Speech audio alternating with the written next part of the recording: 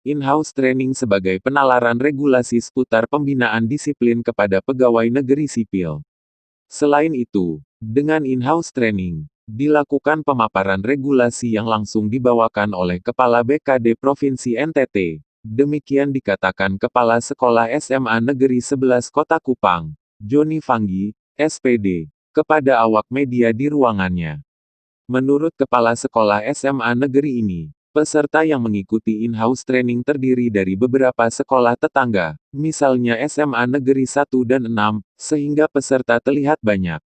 Selain itu masih dikatakan Fanggi, animo dan antusias para guru sebagai peserta in-house training sangat tinggi, terbukti dengan adanya sesi tanya jawab yang cukup mendasar oleh para peserta dengan Kepala BKD Provinsi NTT. Pada kesempatan itu, Joni Fanggi berharap sosialisasi tentang pembinaan disiplin bagi para guru melalui kegiatan in-house training dapat membuka pengertian bagi para guru tentang bagaimana harus bersikap dalam tugas. Intinya mereka tetap mentaati aturan kepegawaian agar kinerja bisa jauh lebih meningkat. Materi yang dipaparkan berupa regulasi yang mengatur tentang pembinaan disiplin pegawai negeri sipil, terutama PP Nomor 35 Tahun 2010, terangnya. Dikemukakan Joni, SMA Negeri 11 Kota Kupang, siap mengundang Badan Akreditasi Nasional Kota Kupang untuk melakukan sosialisasi akreditasi yang akan dilangsungkan pada bulan September tahun 2020 mendatang. Kebetulan SMA Negeri 11 bersama 3 SMA negeri lainnya di Kota Kupang terpilih menjadi piloting dari fisik aplikasi akreditasi yang baru, yaitu SMA Kristen 2, SMA Kristen 1 dan SMA Negeri 9 Kota Kupang. Maka perlu dilakukan persiapan melalui sosialisasi, akunya.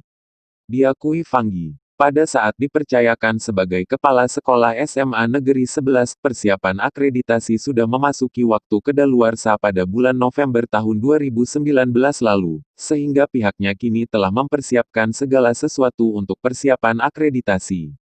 Namun karena masih mewabahnya COVID-19, sehingga rencana akreditasi masih tertunda. Namun saat ini sudah ada pemberitahuan dari BAN Kota Kupang untuk persiapan akreditasi pada bulan September tahun 2020, dan apa yang disampaikan bahwa kadaluarsa tersebut dapat diperbaiki. Hal yang disorot dalam akreditasi harus memenuhi 8 standar nasional pendidikan, antara lain, pengelolaan keuangan, pengelolaan kurikulum, sarana dan prasarana serta manajemen pengelolaan. Artinya semua yang masuk dalam 8 standar ini dikompek secara khusus dengan poin yang ada dan dari situ baru asesor menilai sejauh mana kita masih bergerak pada klasifikasi B atau kita bisa meningkat ke klasifikasi A. Sudah jelas kita bisa naik ke A. Biasanya kita pra-akreditasi dulu. Kalau sudah siap maka pada saat hari hanya itu paling 2-3 hari asesor akan turun dan melihat semua kesiapan yang ada, terang Joni. Menutup wawancaranya, Joni Fanggi, sosok kepala sekolah yang sangat peduli terhadap dunia pendidikan ini, bahwa dalam menghadapi akreditasi, pihaknya sudah mencoba membenahi beberapa sarana-prasarana sekolah, visi misi sekolah, profil sekolah termasuk kurikulum pembelajaran, tandasnya. Pembinaan disiplin pegawai negeri, dan sekaligus regulasinya, ya, yang langsung dibawakan oleh Kaban, Kepala Badan Kepegawaian Daerah Provinsi Nusa Tenggara Timur, Ibu Henderina Laskodat. Juga dihadiri oleh beberapa sekolah sekitar kita. Ya, tadi ada SMA 1, ada wakilnya, ada wakil dari SMA 6. Jadi kelihatannya cukup banyak pesertanya dan animo atau antusias mereka juga cukup tinggi. Itu dibuktikan dengan ada sesi tanya jawab yang cukup mendasar yang dipertanyakan kepada Ibu Kepala Badan.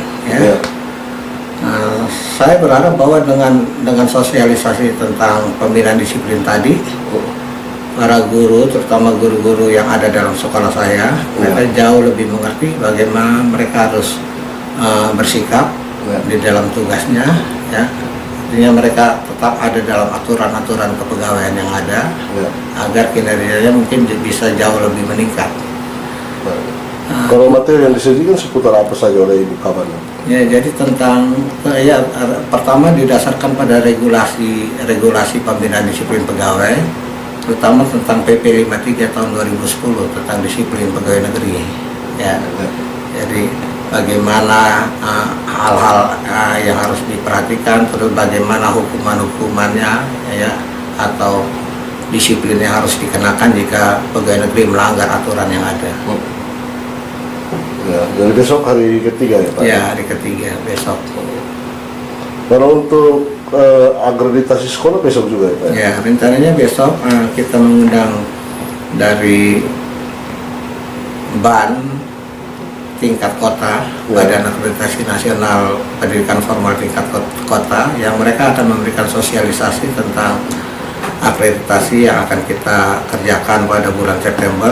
Kebetulan SMA Negeri 11 bersama 3 SMA lain di Kota Kupang dipilih menjadi piloting atau pilot proyek dari sistem aplikasi akreditasi yang baru, yaitu dengan SMA Kristen 2 dan SMA Kristen 1 dan SMA Negeri 9. Ya, kami perlu untuk mempersiapkan itu lewat sosialisasi besok itu.